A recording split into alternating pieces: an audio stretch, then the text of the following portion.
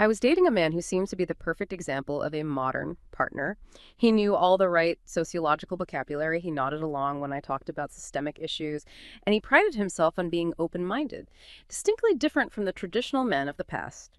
One evening, the conversation turned to a hypothetical question I'd seen online. What would make you disown your child? He answered immediately. Absolute nothing. So I pushed him. I asked, not even if they raped someone, not even if they became a murderer. I expected him to backtrack, or at least acknowledge the gravity of that violence. Instead, he looked me straight in the face, completely calm, and said, hate the sin, not the perpetrator. I'd help him through it. In that split second, the warmth I felt for him just evaporated. It wasn't a hot, fiery anger that hit me. It was a cold, quiet disgust. Here was a man who claimed to be an ally, yet his instinct was to center empathy on a hypothetical predator rather than a victim. It wasn't just a slip of the tongue. It was a worldview revealing itself. It made me realize that many men today haven't actually deconstructed their patriarchal beliefs. They've just updated their camouflage. They learn the feminist aesthetic to get through the door, but when these small, unguarded moments happen, the mask falls, and you're left staring at a reality you can never unsee. Wow. That opening narrative it hits you like a shockwave, doesn't it? It really does. That specific feeling she describes, that cold, quiet disgust. Not fiery anger, but something colder. It's when the performance just shatters and meets this horrifying reality. It's incredibly important. It speaks to this profound, I think, visceral emotional weight of realizing the person you're with, the one who supposedly speaks your language, is operating from a moral compass that just centers power, not equality. Exactly. It's not just a simple disagreement over an opinion. It's a moment of total personal, I'd even say spiritual disillusionment. Yeah. And it's precisely that moment, that psychological collapse that we are diving into today. Our whole mission here is to explore the specific and very deep toll this experience takes on feminist women in heterosexual relationships. Right. We're going under the surface of the buzzwords. We have to. We're looking at the actual mechanics of what we call performative allyship. This is where that surface level progressive language is really nothing more than camouflage. The updated camouflage she mentioned. It is. It's camouflage, concealing these deeply entrenched and often very subtle patriarchal worldviews. And this isn't just about feeling frustrated. We're talking about profound emotional damage. So we need to understand how this camouflage actually operates, what the resulting psychological traps look like, and I think most importantly, why that feeling, that cold, quiet disgust, is actually vital, undeniable data that you have to pay attention to. Okay, let's unpack this. I think we should start with the archetype we're seeing everywhere now. The perfect ally man. The one who sounds right. He sounds completely correct. He gets the current socio-political landscape well enough to, operate within it. He probably prides himself on being open-minded. Maybe he'll cite stats on the gender wealth gap or use a word like intersectionality in a casual conversation. Right. But the core problem, the one we keep seeing, is that the sophisticated progressive identity is entirely divorced from his actual equitable behavior when the doors are closed. That identity, it functions the kind of passport. But even more damagingly, it functions as a shield against any kind of accountability. A shield? How so? Well, if he identifies as the ally, then any accusation that he is participating in patriarchy automatically feels like a fundamental identity crisis for him. It's not just feedback on his behavior. It's an attack on his very being. Exactly. And where this shield always fails, ironically, is in the most mundane everyday places. It's what we call the invisible load. Let's get specific with this. We have the story of Clara and Ethan. Clara is a highly successful architect, and Ethan works in tech. He is the absolute definition of this aesthetic feminism. He's got the checklist down. Completely. He reads bell hooks. He follows all the right accounts on social media. He's been to the Women's March. He even lectures Clara sometimes with this performative outrage about systemic issues. The presentation is perfect. The performance is impeccable, but then reality, the invisible labor, kicks in. Right. So Clara is juggling her own demanding career, but she's also managing the household calendar. She's coordinating their social life. She's carrying the huge mental load of their domestic sphere. And the specific physical chore she focused on was the bathroom. The bathroom. After 6 months of being the only person to clean it, she finally just asks him about this glaring contradiction. And this wasn't, a shouting match over the credit card bill. It was a simple question about a dirty toilet. But it felt like a foundational argument about gender roles. Because it was. I mean, relationship research is so clear on this. We tend to focus on the big, high-stakes, dramatic arguments, right? Yeah, the blow-ups. But it is the everyday, mundane, unremarkable topics, things like household chores, what to do on the weekend, planning a trip, that actually make up the bulk of relational interactions. They're the essential pillars of long-term relationship maintenance. That's where the real relationship lives, in the small stuff. It's where the gender divisions hide, and they solidify through passive acceptance. So when Clara, probably holding a laundry basket, asked, "If you know women's time is undervalued, why have I been the only one cleaning the bathroom for 6 months?" She wasn't asking for cleaning tips. No, she was pointing out the dissonance between his identity and his actions. And what was Ethan's response? It wasn't, "Oops, you're right, I'll go clean it right now." Oh, never. His reaction perfectly encapsulates the whole problem of performative allyship. He didn't apologize, and he certainly didn't act. He immediately entered this defensive posture. Sulking. He sulked, he withdrew, and then he accused Clara of being divisive or attacking him. Oh, yeah. He felt fundamentally challenged because his identity, "I'm a good progressive man," was being directly contradicted by his actual behavior. "I am allowing my partner to perform all the unpaid, thankless labor in our home." That dissonance must be just utterly exhausting for the partner who's holding the mirror up. That kind of rhetoric, without any corresponding concrete action, it functions like a low-level, chronic form of gaslighting. It is deeply, deeply isolating. It forces you to feel lonely and unsupported within the very structure that is supposed to be your primary source of partnership. Right. And we see this exhaustion reflected in all the extensive discussions about emotional or invisible labor. Gemma Hartley, who has been a key voice in defining this work, she really stresses that this unequal labor burden isn't just an individual failing, it's a deep cultural problem. Something society assigns to us early on. It is taught.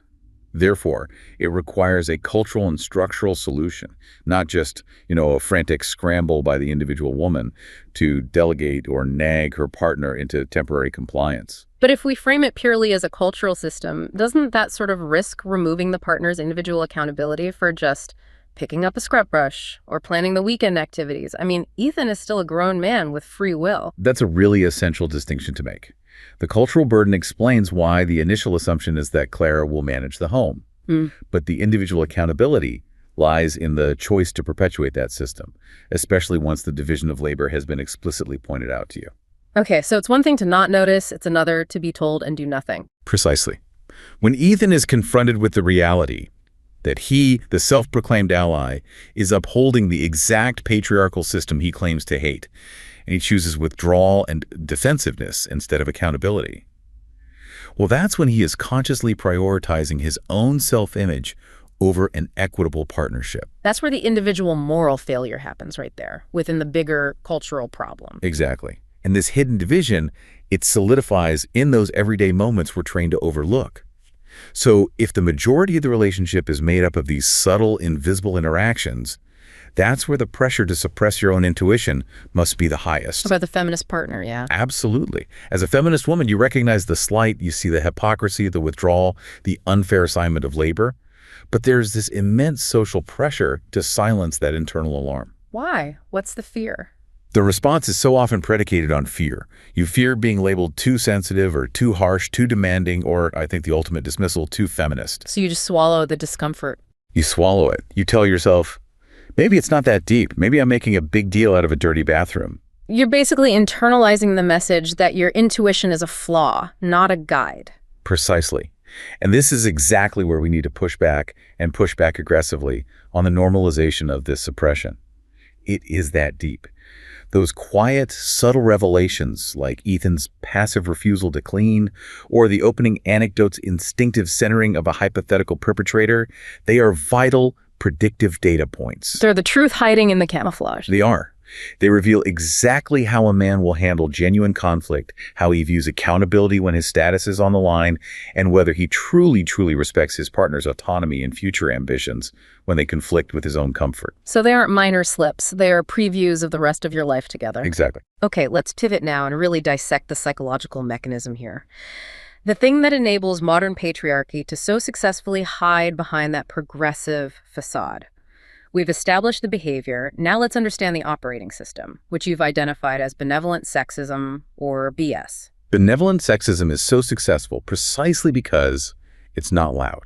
It's not aggressive. Unlike hostile sexism, overt insults, malice, which is pretty easy to spot and condemn. Right. BS operates in, like a velvet glove. It's characterized by these gender roles that appear positive or even complimentary at face value. Think of attitudes that manifest as perceived protection or adoration, or the idealization of women as delicate or pure. So it's not women are stupid. It's more like women are these cherished creatures who must be protected from the harshness of the world. Exactly that. It frames the inequality as protection and as care. And because BS is so deeply embedded in our social gender norms, often wrapped up in concepts like chivalry or a man's duty, it becomes incredibly difficult to identify as discriminatory. For everyone involved. For everyone. For the person performing the BS, they genuinely believe they are being good, respectful, even feminist. For the victim and any bystanders, it often just feels like normal, even pleasant behavior. What's truly fascinating and frankly troubling in the research is this discussion of the ambivalent alliance. Why would a feminist woman, or any woman really, tolerate a partner who exhibits even subtle signs of hostile sexism, like the sulking, the withdrawal, accusing her of being divisive, if it's tied to this benevolent sexism? It's the trade-off. It's a really powerful trade-off. Research suggests that women may be, on a psychological level, willing to tolerate the costs and the negativity that's inherent in hostile sexism if that hostility is consistently paired with the adoration, the respect, and the perceived protection that benevolent sexism provides. So it creates this ambivalent alliance. It does. It's an alliance where the hostility is balanced by the promise of security. And the cost of independence is often higher, financial risk, emotional exposure. So BS offers this comforting, even if it's an illusory, stability. Precisely. In romantic relationships, BS is an incredibly powerful tool because it works for the men who endorse it. Studies show that these men report feeling their relational needs are deeply fulfilled, and that's largely because BS structurally facilitates the man holding more power, even if that power is masked as care. It maintains the traditional structure, but it's under the guise of mutual satisfaction. It is. And for the woman, it validates a very specific gender ideal. How so? Well, BS encourages women to be highly relationship-oriented, to derive their identity and their self-concept from their role as a wife, a partner, or a mother. And this powerful psychological framework can persuade women to remain in a really fraught, unsatisfying relationship because leaving would violate that gender ideal. The role of the cherished partner. The role of the cherished partner that they have been conditioned to adhere to. It keeps them tethered to the relationship even when it's not working. Okay, let's focus on the specific type of BS we saw in that opening anecdote. The centering of the perpetrator over the victim, that I had helped him through it response. That speaks directly to a man's perceived role of duty and protection. That aligns perfectly with a specific facet of benevolent sexism we call protective paternalism. This is defined by the belief that men should be willing to sacrifice their own well-being, working longer hours, taking on riskier jobs to provide financially for the women in their lives. The goal is to ensure she doesn't have to work as much or experience what they deem to be undue stress. It sounds altruistic on the surface. I'll work harder so you don't have to. Why is this still considered patriarchal? Because it assumes an imbalance of capacity and fragility. The core assumption is that the man is the one who is structurally capable of handling external risk and stress, and the woman is inherently fragile or deserving of an easier life. It's not about partnership. It's about his role as a shield. It is. And research on men's reasoning about benevolent sexism strongly supports the cultural persistence of this ideal. Protective paternalism was the only facet of benevolent sexism that men, across study populations, endorsed higher than a neutral amount. Wow. So even as men might be rejecting overt hostile sexism, they cling fiercely to this role, the provider, the protector. Exactly. So if a man is telling you he'll take on an extra job so you can take on less stress, his reasoning isn't necessarily just, I love you and want you to be happy. It's often filtered through this lens of, it is my man's duty to shield you because that's what defines me as a man. And that's what he's been taught. It's exactly what he's been taught. The qualitative themes that were extracted from men who scored high on paternalism, they overwhelmingly focused on this man's duty to provide. Their rationales often included the belief that women should not experience certain types of stress and should simply have an easier life than men. That's fascinating. There was one quote from a study participant that explicitly said men should provide more than women, but then he immediately followed it up by saying women should be treated as equal.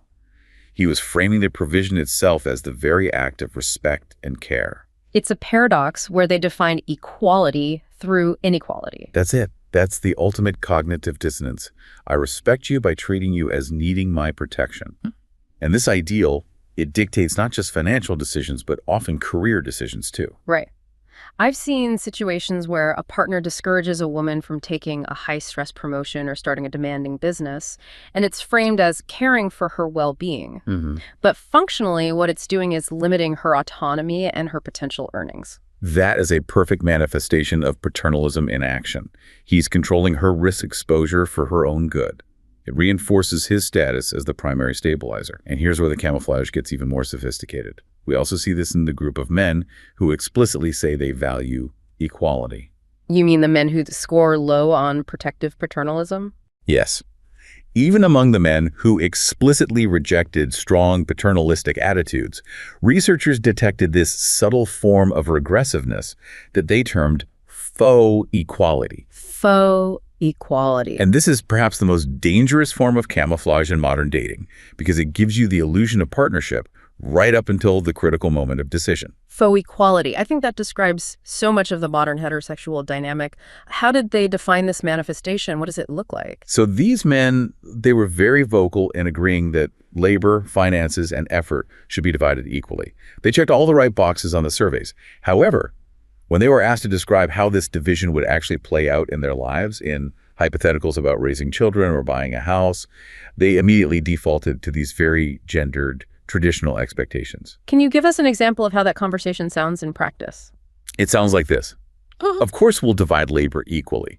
He should work more paid labor so she can perform the traditional unpaid labor. Their response is really centered on the man needing to maximize his income potential, taking the higher paying, more demanding job, so that the woman could comfortably prioritize child rearing, home management, or maybe working a less demanding, often lower status or part-time job. So the principle of equality is accepted, but the outcome has to align with traditional gender roles. It's not equality of opportunity, it's equality of outcome, but only if the outcome is gender-segregated labor. Precisely. They are more than happy to split the labor 50-50, but 1/50 is the highly valued, externally visible income, and the other 50 is the undervalued domestic sphere. And that has huge implications long-term. In budgeting, who takes career risks, who accumulates less retirement savings. Those careers considered sacrificable when children enter the picture. The blueprint remains exactly the same. The man is defined by his provision and his status. The woman by her nurturing and her domestic role. That is the illusion of choice within a highly controlled, deeply traditional framework. And you're left constantly trying to negotiate out of a role that he pretends doesn't exist, but that he is constantly enforcing through his career and financial choices. Yeah. Okay, moving into part 3. Let's talk about the sheer psychological damage. The toll of living in this constant environment of performative allyship and subtle, unacknowledged sexism. It sounds like constant mental warfare. It is mental warfare, and the first casualty is always clarity. The psychological damage begins with this profound ambiguity. Subtle sexism, like benevolent sexism, is designed to be confusing. It's hard to identify in the moment as negative because it comes wrapped in compliments or what looks like care. It's not a clear punch. No, it's a subtle draining of your energy. Yeah. And this ambiguity, it isn't just confusing on a personal level. It has a measurable detrimental impact on your cognitive function. It forces you to expend significant cognitive effort to constantly process, categorize, and judge every interaction. You're always asking yourself, was that sexist? Was that condescending? Was that just him being tired? Am I overreacting? Right. This constant struggle consumes massive mental bandwidth. Research links this cognitive burden directly to detrimental effects on cognitive performance, on working memory, increased anxiety, and this pervasive self-doubt. Yeah. You're essentially using up the mental resources you need for your demanding career, just trying to manage your own internal reality within the relationship. I see the connection to decision fatigue and burnout there. If you're constantly forced to debate your own experience, you have fewer resources left for everything else. Absolutely. It's chronic stress disguised as relationship maintenance. Yeah. And here's the insidious part. If the interaction isn't clearly hostile, where does that blame get deposited?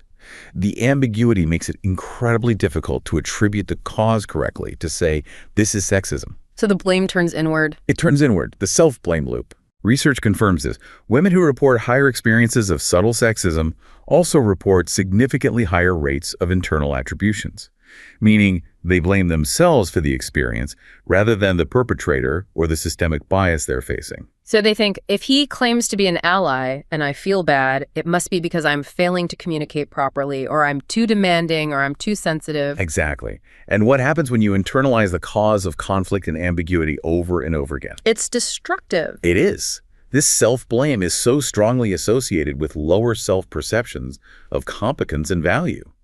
You internalize the idea that you are fundamentally flawed, rather than recognizing that you're reacting normally to constant, subtle bias.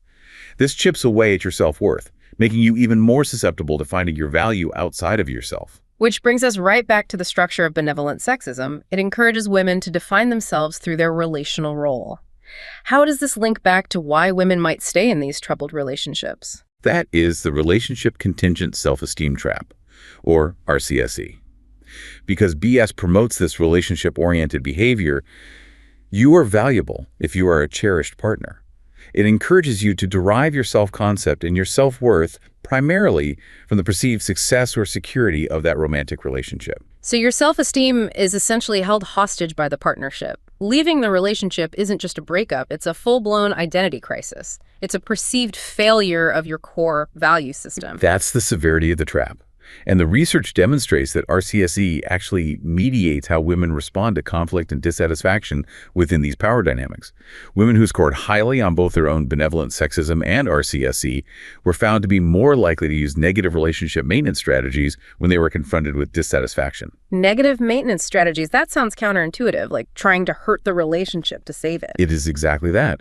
These strategies include things like trying to make the partner jealous or exhibiting higher levels of hostility and withdrawal themselves. It's heartbreaking because it shows them resorting to these desperate maladaptive measures, acting out or creating drama, not because they want to leave, but because they're clinging to the relationship. They're trying to assert some control or elicit some kind of reaction to validate that the partnership, which is their primary source of self-worth, is still viable. So that's why we sometimes see people create conflict when things are seemingly calm. It's an attempt to test the relationship's structural integrity. It can be interpreted that way, yes. Yeah. If the relationship is your anchor and you feel it slipping away because of his subtle withdrawal or his failure to align on values, you might create a high-stakes scenario just to force him to re-engage, even if that engagement is negative.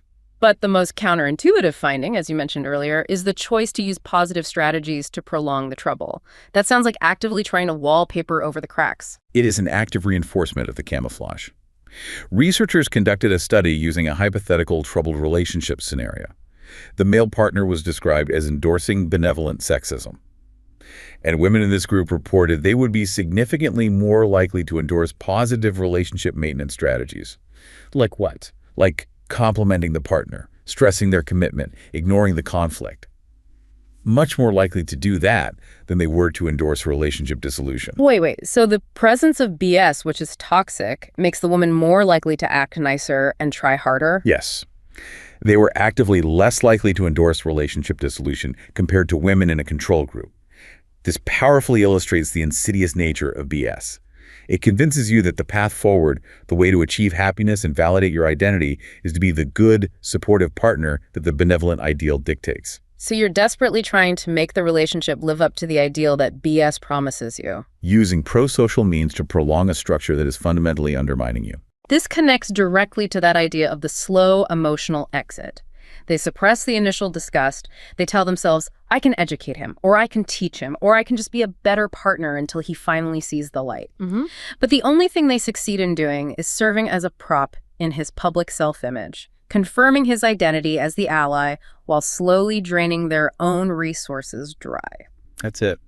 Okay, we've established the psychological toll, but how do these subtle suppressed tensions actually manifest in daily life? Let's pivot now and examine how minor everyday communication, the things we just dismiss as how couples talk, can empirically predict major long-term relationship outcomes. This is where newer research using naturalistic observation provides just crucial data. Instead of analyzing these big high-stakes arguments in a lab, researchers equipped couples with audio recorders to capture their natural, unstructured communication over an entire day. I love that methodology. It's fantastic. It allows them to code these subtle, commonplace behaviors that constitute the bulk of interaction, and then predict relationship quality and stability 1 year later. So we're finally analyzing the filler, the background noise, the silent exchanges. What behaviors did they track? The three major behavioral categories they coded were hostility, withdrawal, and playfulness. But let's define the negative constructs clearly, because they're often very subtle. Okay. Hostility in this context wasn't always shouting. It included behaviors like sarcasm, mocking, badgering, obvious negative nonverbal cues, even if they were just audio recorded and criticizing the partner. And withdrawal? Withdrawal was defined by silence, minimal responses, non-committal answers like changing the subject abruptly, or just physically checking out of the conversation. So Ethan's response to Clara, the sulking, getting defensive, accusing her of being divisive, that fits perfectly into that hostility withdrawal pattern. Absolutely. It's a mechanism to evade accountability and control the conversation. And the findings were stark. Yeah. Both one's own hostility and the partner's hostility during that recorded day were positively associated with subsequent relationship aggression perpetration 1 year later. 1 year later. That's a key point. It is. These small, everyday hostile acts are predictive of later, more serious aggression, even when the researchers controlled for a previous history of aggression. So if your daily life is characterized by low-level insults or persistent sarcasm, you're essentially setting the stage for future physical or emotional outbursts. Yes, that low-level hostility erodes the foundation, which makes bigger conflicts much more likely to escalate destructively. Furthermore, one's own withdrawal was also a standalone predictor of later aggression perpetration. Silence and emotional checking out is a volatile predictive construct. And in terms of long-term relationship health, what did they find about satisfaction and stability? The combination of hostility from both partners and the partner's withdrawal predicted significantly lower relationship satisfaction 1 year later. Withdrawal, specifically, was a critical factor for dissolution. So it's not just unhappiness, it's actual breakups. Yes. One's own withdrawal was negatively linked to both partners' warmth and positively associated with outright relationship dissolution. It's the quiet erosion that doesn't always lead to a huge fight, but eventually it leads to the end of the relationship. The lesson here is that you absolutely cannot look away from withdrawal. That absence of engagement is not passive. It's an active, destructive force that signals emotional distance and predicts the end. Correct. It communicates. I am not investing in this conversation, this relationship, or this conflict. It's the ultimate expression of the dissonance we've been discussing. Okay, now let's talk about the twist, the paradox of playfulness. I would assume that warmth, humor, and playfulness would be highly protective, right? That seems intuitive. And generally that was true. Warmth and playfulness did offer protection against relationship dissolution. However, here's the nuance. One's own playfulness, so your humor, your enthusiastic tone, silly interactions, was unexpectedly associated with lower subsequent relationship satisfaction 1 year later. Wait, hang on. So you're telling me that if I'm the one who is trying the hardest to inject humor and lightheartedness into the daily routine, that very behavior can actually mask a deeper underlying dissatisfaction for both of us? That is the interpretation. It suggests that in some cases, these positive behaviors, while they might prevent an outright breakup, may actually be deleterious to satisfaction. So playfulness becomes a coping mechanism. More distraction. If the core conflict, the invisible load, the unequal power dynamics isn't being addressed, then using humor or superficial positivity simply postpones the necessary reckoning. You're using jokes to avoid true vulnerability or hard conflict, and that avoidance inevitably catches up to the couple in the form of lower satisfaction. That is the perfect summary of the camouflage in daily micro-interactions. The man performs the allyship, the woman performs the perfect positive partner, and under the surface, the core issues are just festering. This brings us back to the ultimate collision point: autonomy versus tradition. The place where the progressive facade simply cannot hold up against the weight of the male ego. Let's revisit the example of Maya and James and the surname issue. Maya made a calculated, logical, and feminist decision to keep her own surname after marriage. She cited her identity, her professional brand, her personal heritage. In a truly equitable partnership, this should be a non-issue. But for James, it was an existential threat. It was perceived as a massive threat to his internal definition of marriage. And his reaction was that destructive withdrawal and icy detachment we just discussed. When they finally had the conversation, he confessed he felt she was actively keeping one foot out the door. Wow. He saw her choice as a lack of fundamental respect for him as a husband. His belief was rigid. Marriage meant he must own the symbolic umbrella of the family. So the conflict was never about the name itself. It was about the complete rejection of his traditional authority. Maya's autonomy was viewed as insubordination. Yes. His definition of equality ended exactly where his patriarchal expectation of ownership began. And this specific conflict, it just reinforces broader societal biases. Research consistently finds that in heterosexual relationships, women who retain their own surname are perceived by others, and sometimes even by their partners, as being less committed to the relationship. That is a huge amount of pressure to just fall in line. Even if you're a professional who has spent years building a brand under your own name, or you just value your heritage, you're forced to choose between your personal integrity and your perceived relational commitment. And if you contrast this with same-sex couples, they also navigate the surname issue, but often it's from a place of choice rather than power default. Right. Studies show same-sex participants are often open to sharing a surname, and they often cite a clear desire to create a visible family unit and a shared tie. For them, the tension is between the desire for unity and the conscious rejection of the specific patriarchal roots of the tradition. So they are building a shared symbolic umbrella, but without those preloaded gendered power dynamics. That's exactly.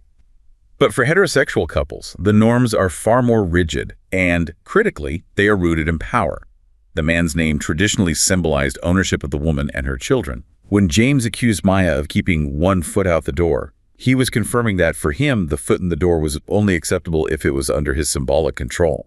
This analysis leaves us with a necessary, if challenging, conclusion then.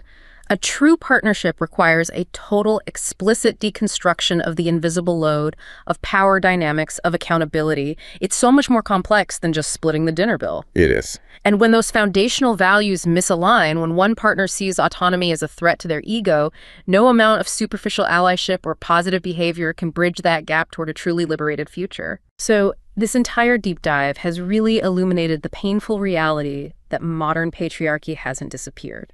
It has just updated its camouflage, making it exponentially harder to detect and resist. The issue women are grappling with, it isn't about being picky or hypersensitive. It's about recognizing and dismantling these sophisticated psychological structures.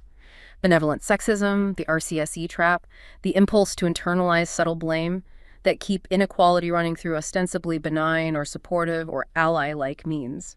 We've seen that these subtle behaviors, like hostility and withdrawal, even when they're disguised by surface-level playfulness, are critical erosive forces. They diminish both satisfaction and your personal integrity over time. But let's close by circling right back to the value of that initial emotional response, that quiet, cold disgust. That visceral response Sophie felt in the opening anecdote.